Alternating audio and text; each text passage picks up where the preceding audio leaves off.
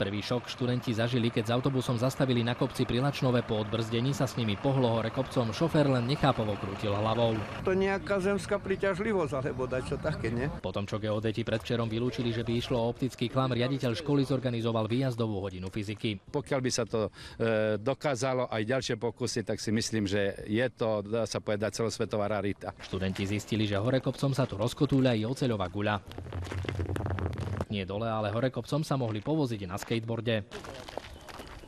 Najväčším prekvapením bol pokus s vodou, aj tá tiekla opačne. Je to zaujímavé.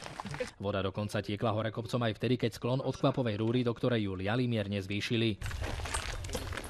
Kto príde na túto záhadu dnes, žiaci, tak dostane jednotku na vysvedčení na konci roka. Aj keď táto ponuka riaditeľa školy bola lákavá, záhadu si nikto z nich nedokázal vysvetliť. Iná sila, neviem, alebo fyzika. Neviem, čo to vysvetliť, je to zaujímavé. Kompas sa tu pritom správal normálne, žiadnu odchýlku neukazoval. Môžeme vylúčiť, že tu je nejaká porucha magnetického poľa. Aby sa uistili, že prístroje neklamú, sklon kopca nakoniec ešte predsa len opakovane premerali, no s tým istým výsledkom. Toto je o 3,37 m na dĺžke 117 metrov vyššie než ten spodný bod, kde začína tá anomália v podstate. Tajomný kopec tak naďalej zostáva veľkou záhadou. Chybnú gravitáciu sa už chystajú skúmať aj odborníci. Z Lačnova, Martin Jedinák, televízia Markíza.